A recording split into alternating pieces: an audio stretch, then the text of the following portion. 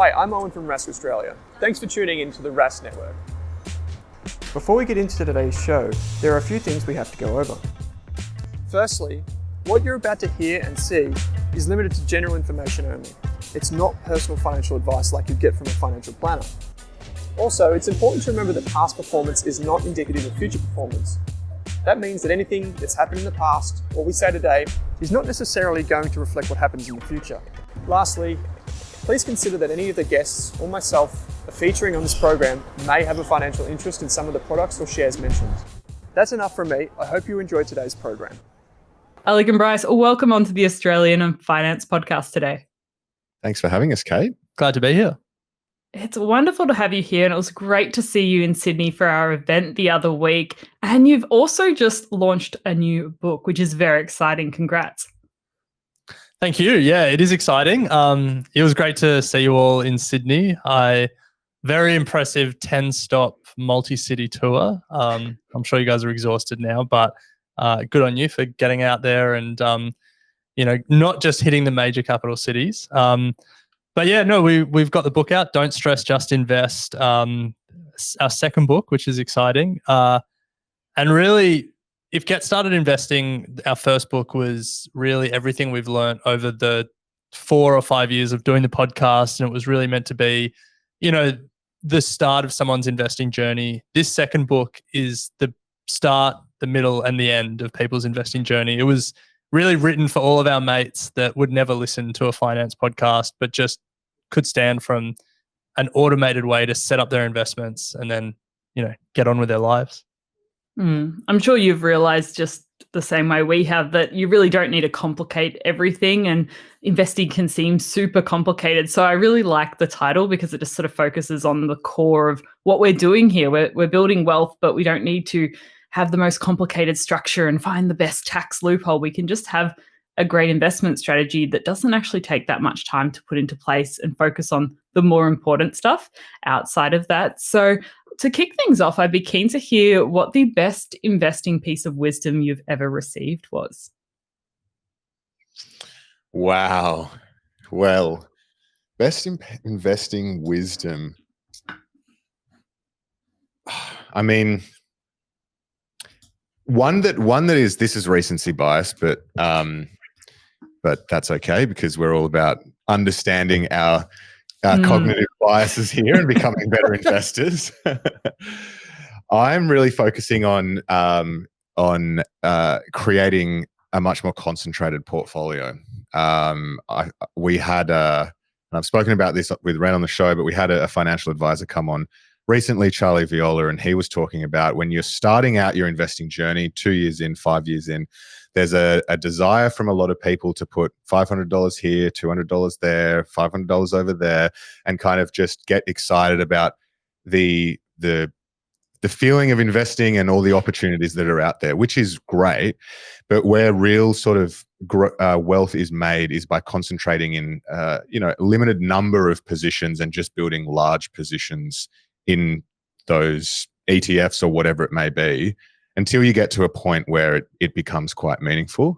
So that's something that I'm sort of concentrating on at the moment. Is I had a look at my portfolio after that and realized that I did have 500 here and 200 over there, and thought realistically, if that doubles over the next year or so, it's just going to get me another $200.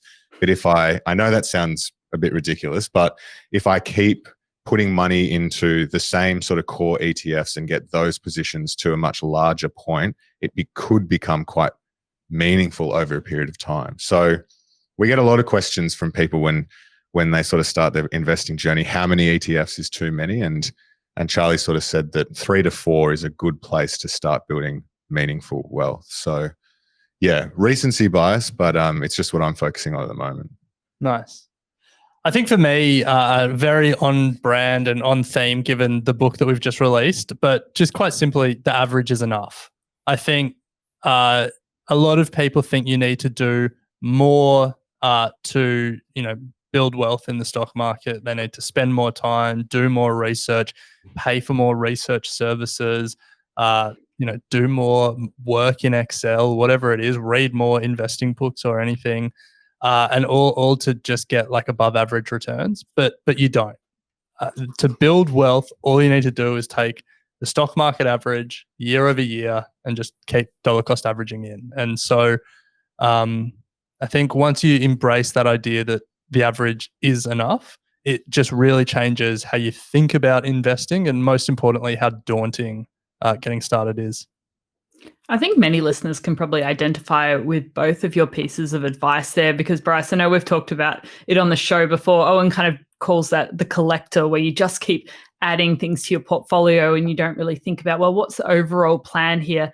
And I know, Alec, a lot of people are searching for the next big thing or the opportunity or the way to get ahead compared to someone else. And that often leads them astray, which is one of the good messages about your book. Now, you talked about it being the start, middle, and end of someone's investing journey. I'd be really interested to hear, over the past sort of 2 years since your first book, Get Started Investing, how your individual approaches to investing have changed.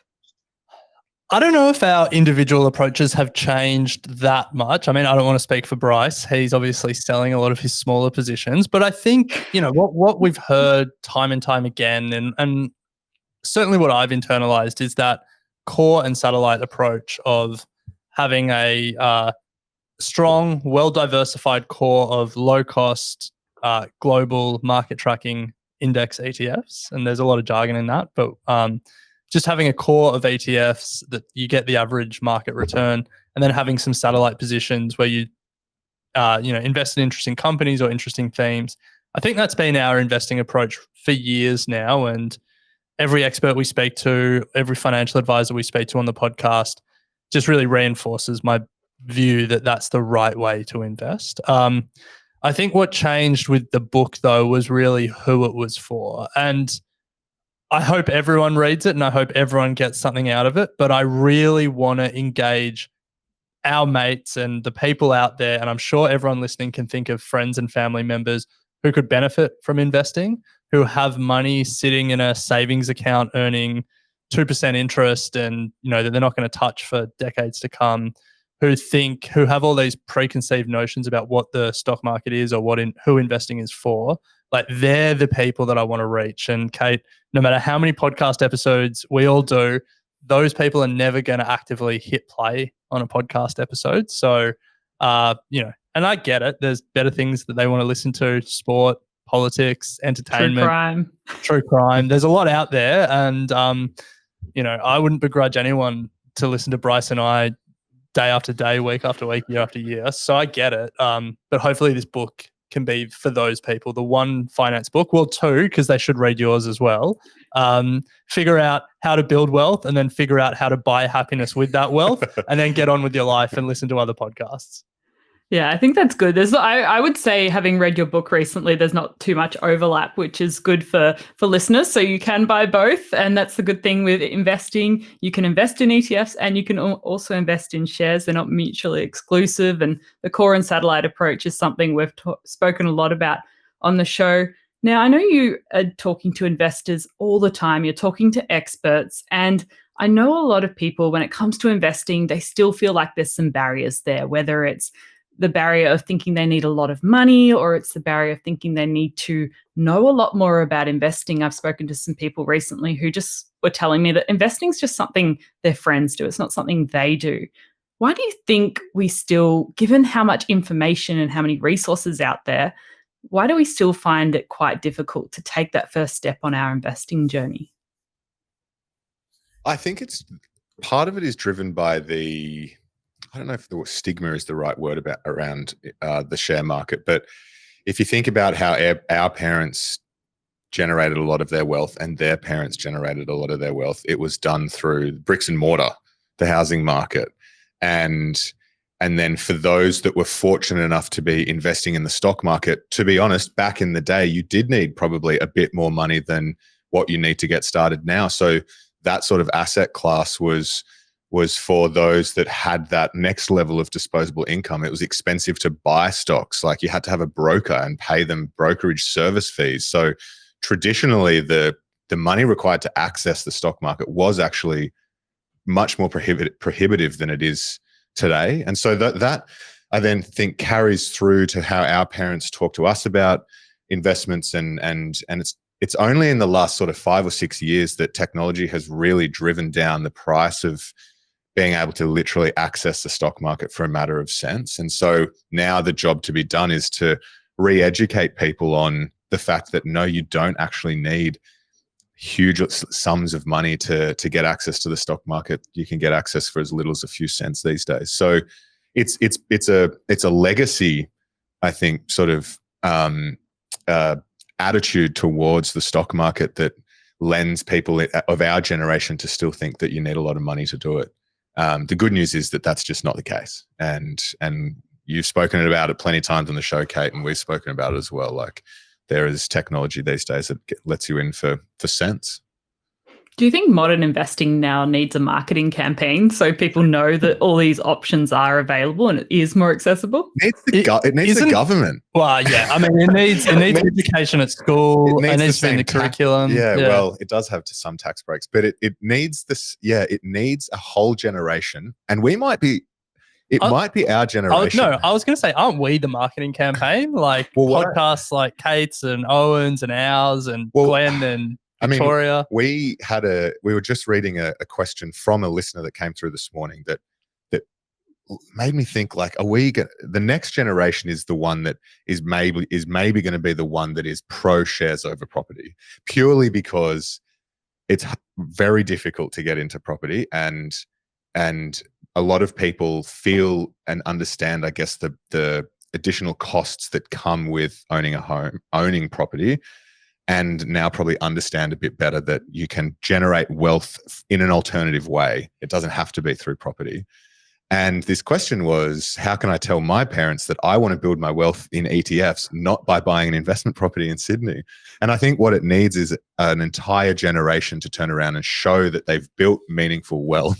Do you know what I mean? I know what you mean, but all I'm thinking is the only way that happens is if the property market really crashes. Yeah, or not crashes, but people just find an alternative. No, like, you're the classic, and sorry, Kate, we're just bickering here like a married couple, but like, you're the classic example of someone who was all in on building wealth in the stock market for about a decade, or more than a decade. You were building wealth in the stock market. For the last 6 years, you've done a stock market related podcast and built a stock market media business. Yeah. But even you have been desperate to get in the property market, but not. And now you bought a house, and now you're all in on that. But not from not with the understanding that that's how I'm solely going to build my wealth. Okay. Yeah. So anyway, long story short, Kate, is yes, it needs a marketing campaign. It does, yeah. I think I'm like, it needs to be taught in schools. The fact that it's not taught in schools for me is outrageous. I was having this conversation with our publisher around the book, because we put some of these feelings in the book, and she made the case that it is taught at school, but she was saying that we learn about the compound interest formula in maths. And I was like, the fact that you think that is teaching financial literacy, like, is in and of itself the problem. Like, the basics of tax, the basics of investing, and, like, personal finance, like, that should be a subject. And there are some states in the US that are pretty far ahead. They've, like, Florida, for example, last year passed a law that every high school student graduating high school needs to do, like, a certificate of, like, basic financial literacy. Would love to see that in Australia. But until then, I guess, Kate, we're in a business of writing books and making podcasts. Yeah, no, it's tough because often the people providing those courses in school don't necessarily have the resources and knowledge themselves. So who do you get to come into schools to provide that? I think it's a bit of a challenge there, and something we've probably got to work on solving. Commonwealth Bank, get them back in. I'm joking. That worked out very well, didn't it? We all ended up with a credit card from them.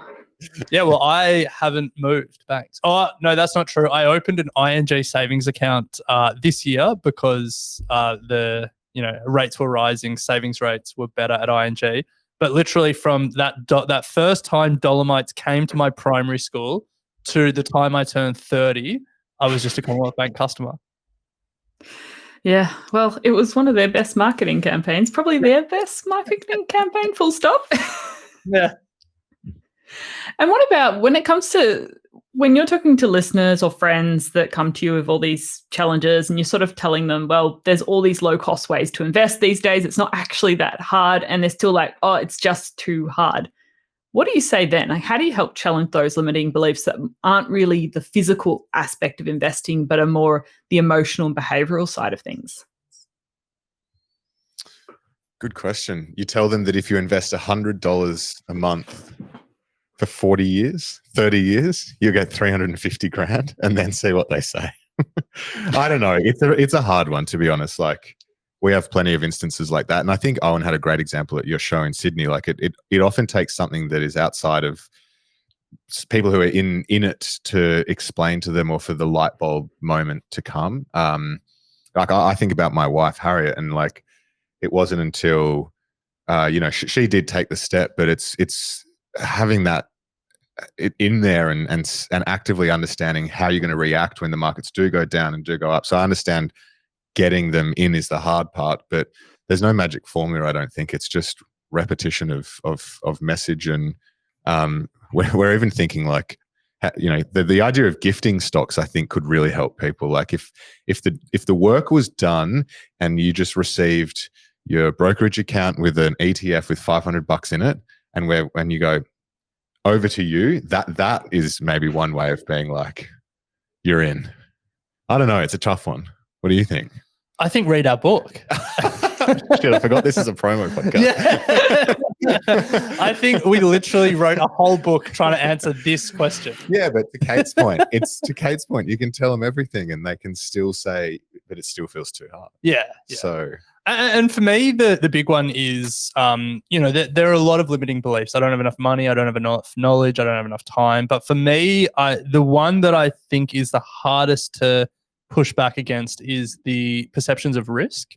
And we all know why people look at the stock market as risky. Stock market crashes are front page news. Stock market recoveries barely get covered in the business section. And everyone has stories of someone they know or someone they've heard about who had a lot of their wealth tied up in an individual stock or an individual company, and that company went bust. And those stories color everyone's perception of the stock market and can be really hard to overcome. And, again, in our book, we try and explain why, investing in the overall market through an index fund is different to investing in an individual company. We try and talk about how over the long term, the stock market becomes very predictable rather than unpredictable in the short term. But I think you've just got to keep chipping away. And, Owen gave the example that his brother was just immune to Owen's cries of, you should start investing. And I think Bryce and I are kind of at that same point. I'm sure they are very loud. Yeah, it's like, these are the guys with the investing podcast. Like, why would we listen to them? We know what they're going to say. Sometimes it needs to be a different messenger. And I think, for parents, it's probably the same. Like, there's only so much success a parent could have telling their kids or trying to teach their kids. It probably needs to be a friend or someone, a mentor when they're early in their career at work or something like that. And so I think it's just like in the same way that investment returns compound, knowledge compounds as well. And I think the more people that are learning and that sharing their knowledge, and the people that are reluctant are hearing it from different people with different perspectives, it just slowly chips away at some of these, I guess, preconceived notions about what the stock market is and who it's for. Yeah. It's interesting you mentioned the word risk there, because a lot of us don't actually realize there's a lot of risk not to investing and not to saving and doing things with our money. Like, not having an emergency fund means that when something bad happens, that you're impacted much more significantly. And I think sometimes we underestimate that we're actually pretty good risk takers. Like, we take risks on our career, we take risks asking someone out on a date. Like, we do a lot of risk-taking behaviors all the time. And a lot of the best things in our lives are because we took a risk at some point. But I think somehow there's a disconnect when it comes to investing, because we just see our money and it just seems like something we can't take any risk with at all. Mm-hmm. Yeah. It's also like people take a risk with taking out a massive mortgage. Yeah. People don't think twice about that. And it's like, yeah, it's fascinating to me, that psychological difference between between not even leveraging yourself in the stock market versus it being totally fine to take out a mortgage and service that for 30 years. Like that's it's just fascinating. Yeah. I think that the structure of the stock market certainly doesn't lend itself to to managing our psychology well. The constantly updating prices, the financial media that surrounds it.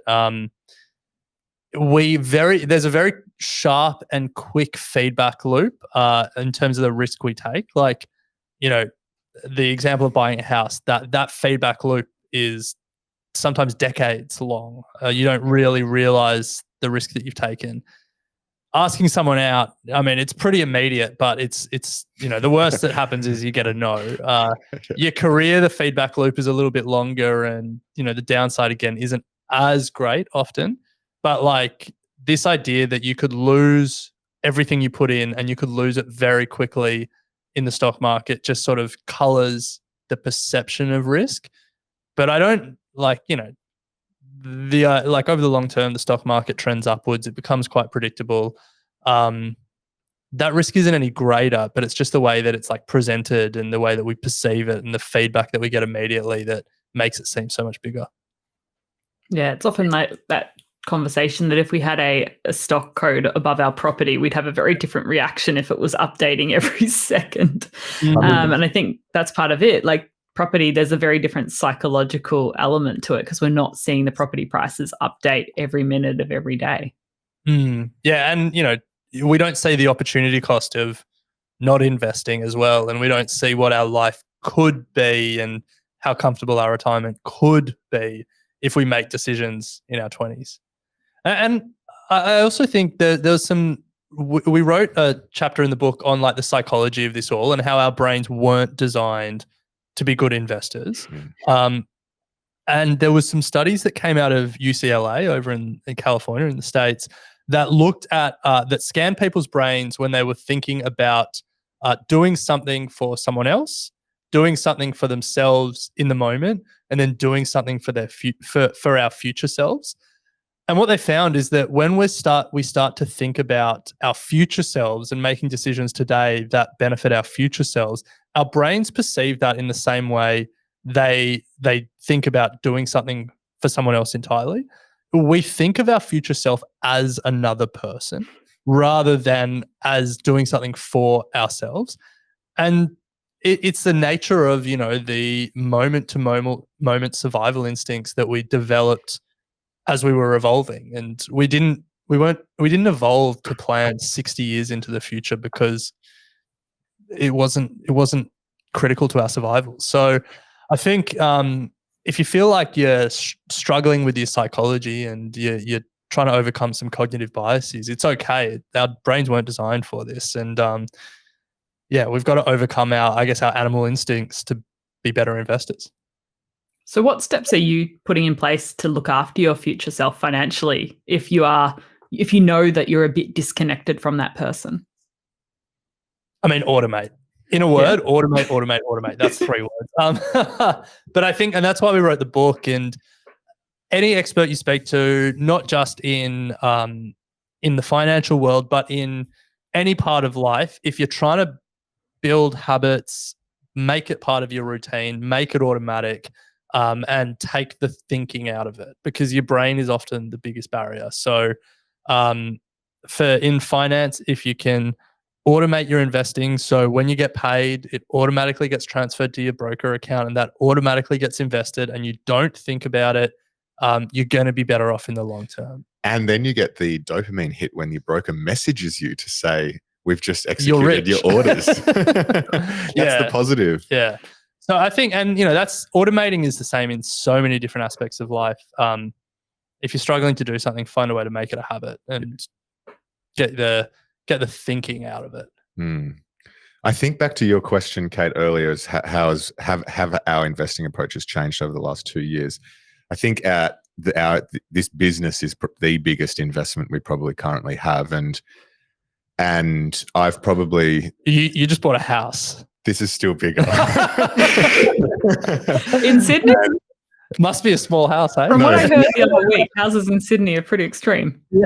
They are, but the business is anyway. The business is still the biggest investment we have, and it and over the last 2 years, probably the time we've had an ability to spend on individual stock selection in our satellite portfolio hasn't been as great as when we first started out and were working the corporate job and could spend a bit more time on it.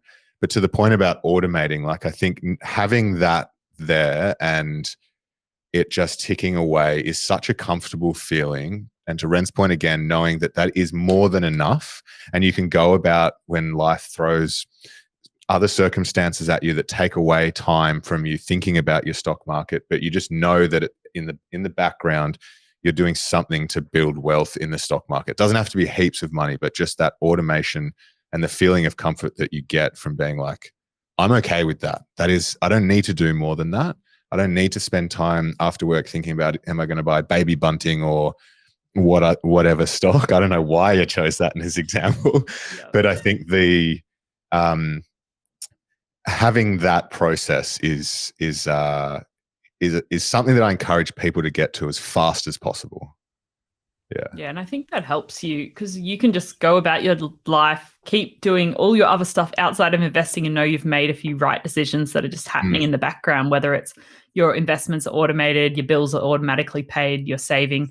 I think they're really important things to do. And I guess to wrap this conversation up, at what point can we just realize we've done enough with our investments, like we've set up our core and satellite portfolio, we've automated things. At what point can we just get on with our lives and stop thinking about investing?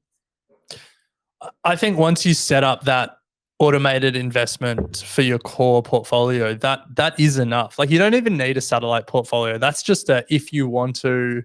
And like I love learning about all these different companies and finding investment opportunities. And so that's why I have a satellite portfolio. But if you don't, just don't have one. Just have a core, choose a couple of ETFs to what Bryce was saying at the start. 3 or 4 might be the sweet spot. Set up an automatic transfer, set up an automatic investment, and that is literally it. And Morgan Housel, who's a author over in the US, a finance expert, he wrote something that has always stayed with me, which is like the biggest thing that you can do to determine to I guess like change your investing outcomes isn't the investments you choose. It's really just the amount that you save to invest. And so set up your automated investments, choose the ETFs that you want to invest in. And then if you want to spend more time on it, the best thing you can do, especially while you're young, is focus on getting your cash flow right, getting your personal finance habits right, saving more, and then taking those savings and increasing the amount you invest every week or every fortnight or every month, however regularly you get paid.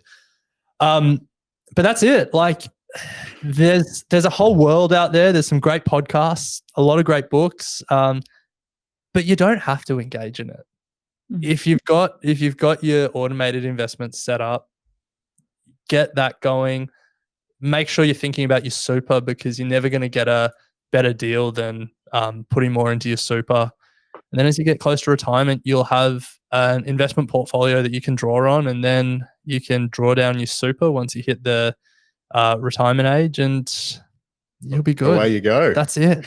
So we're all going to retire millionaires, are we, Alec? Well, I looked at the numbers again for the book. Got to keep plugging the book. I think it was if you invested for 50 years, so to the end of 2022. So what's 50 years back from that? 1972. So maybe a bit longer than an average working life, but 50 years, you needed to invest $8 a week to become a millionaire. And then we did it for each, like 40 years, 30 years, looking at the US and Australia.